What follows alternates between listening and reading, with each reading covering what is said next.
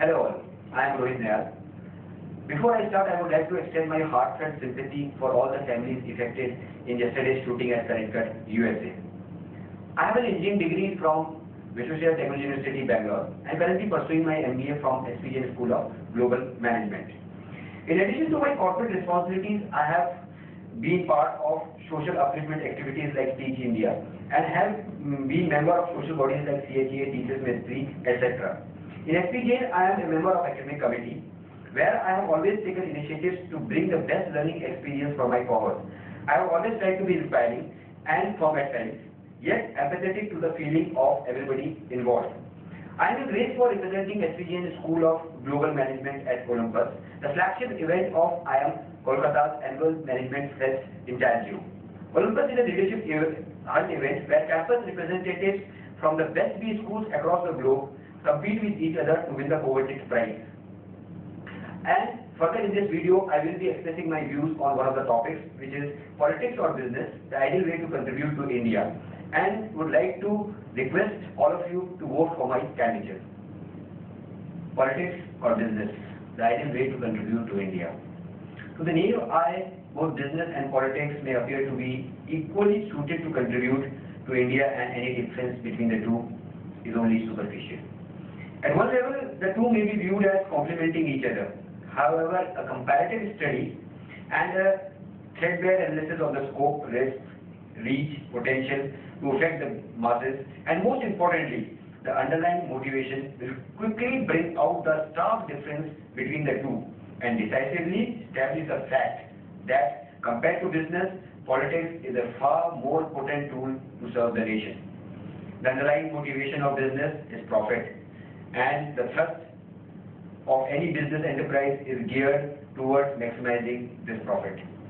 For a businessman, self-interest and interest of the organization always take precedence over the interest of the general populace and even that of the nation. On the other hand, the guiding principle of politics is service to the people and by extension to the nation.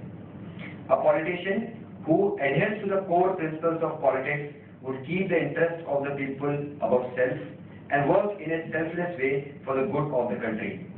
It is a fundamental but crucial difference that renders politics as the ideal way to serve India.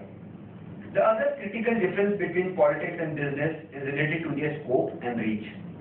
While it is true that a business enterprise has the potential to influence the economy of a nation, the effect is usually slow, indirect, and limited to a particular section of the society.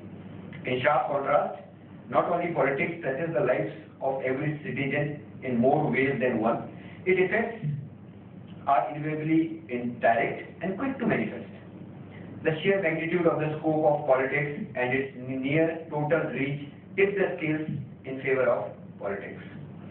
Today, as India stands at the cusp of a dramatical and monumental economic and social change, bracing itself for exciting opportunities and formidable challenges, there is an imperative need for political leaders who can anticipate and embrace change and propel India on the path of rapid and inclusive growth.